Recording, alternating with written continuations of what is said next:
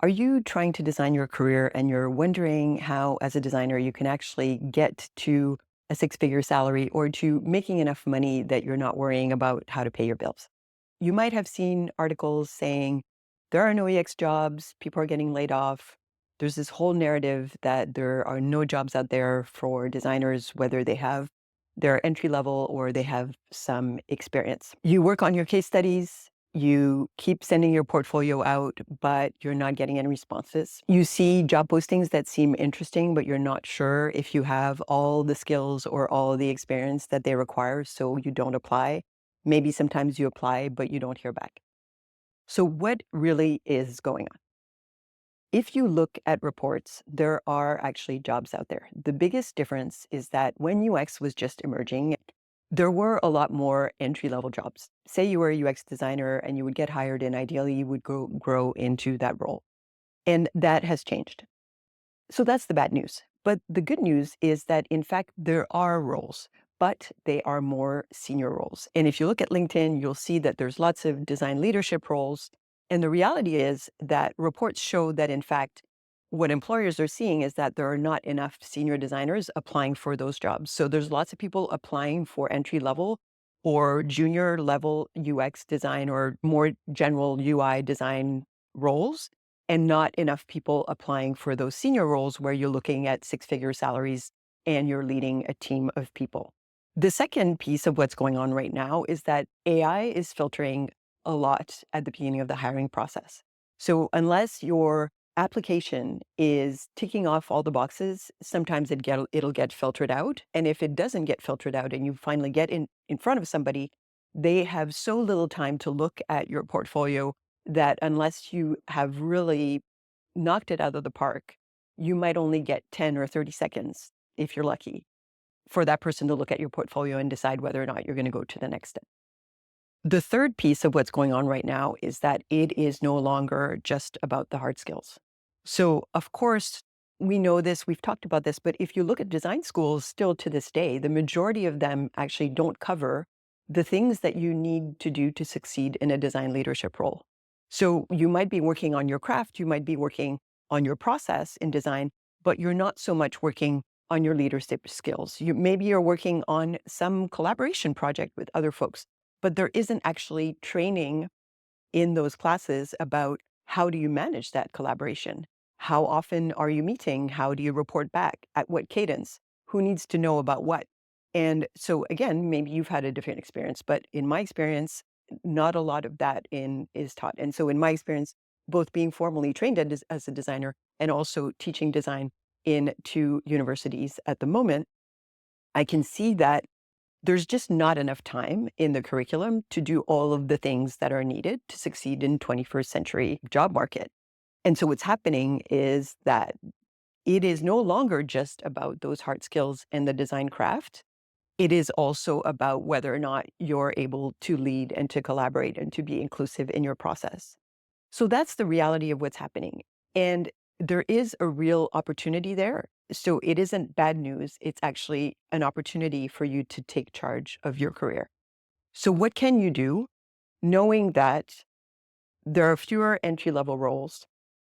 AI filters your application. So it's less about what you know, but who you know. And it's no longer just about the hard skills.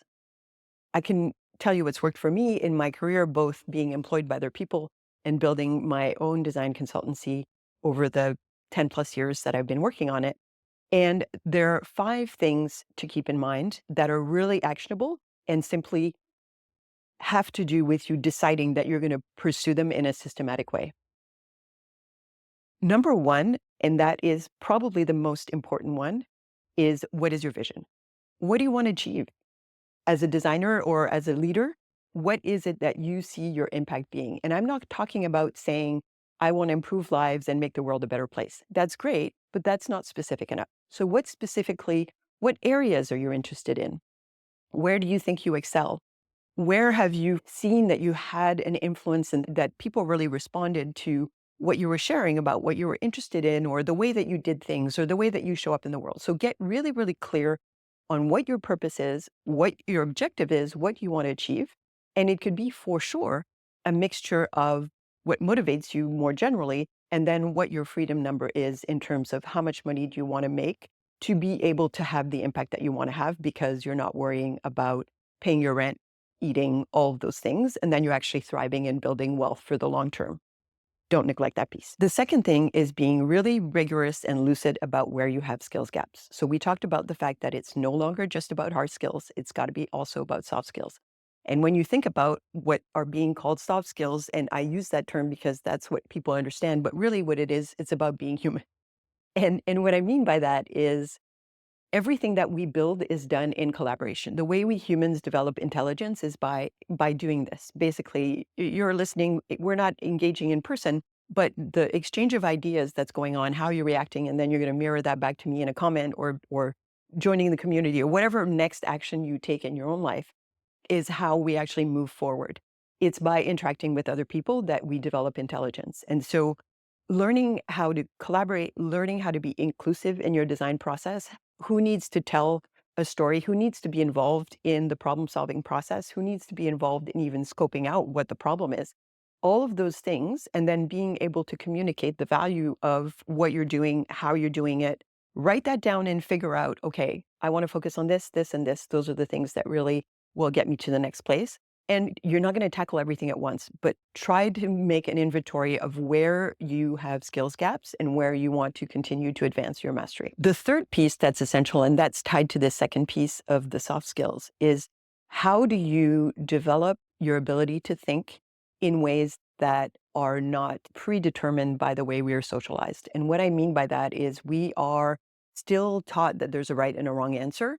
And so even as designers, we don't always ask the right questions.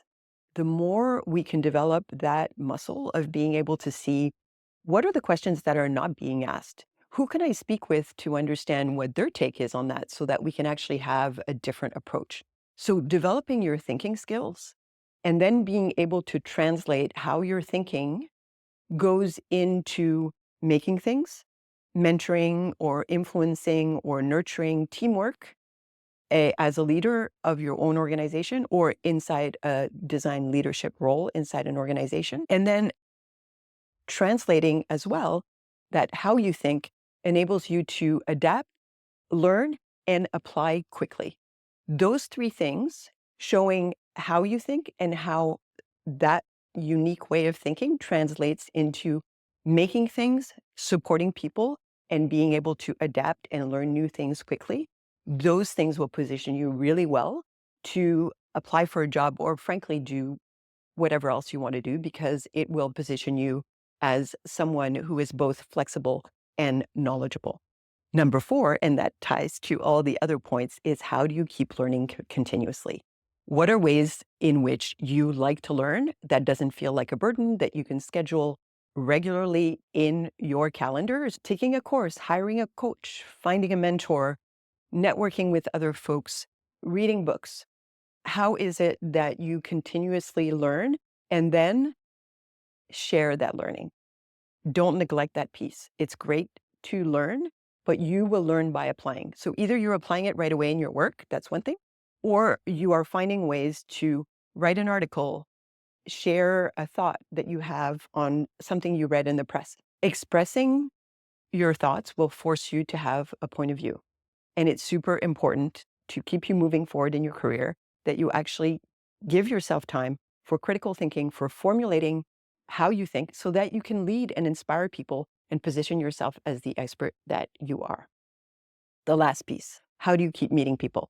If you live in a specific city most of the time, show your face, go to networking events, and they can be varied. They don't all have to be about design. They can be about topics that interest you. It could be about the startup ecosystem.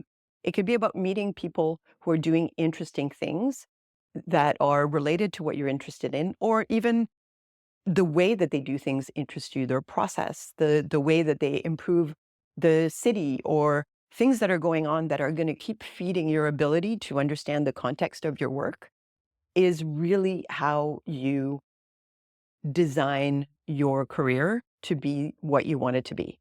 So those are the 5 things that I've done throughout my career. And again, as we discussed, the context might change, but those can be applied no matter what the external environment is because they have to do with you constantly adapting. Number one, having a vision. Number two, identifying our skills gaps and working on them. Number three, showing how we think and how it is applied. Number four is keep learning and sharing our point of view. And number five is keep meeting people so that we can keep learning more and also deliver on the value that we're creating.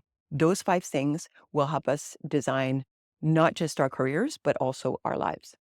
I'm Isabel. This is Protagonist Network. Keep going.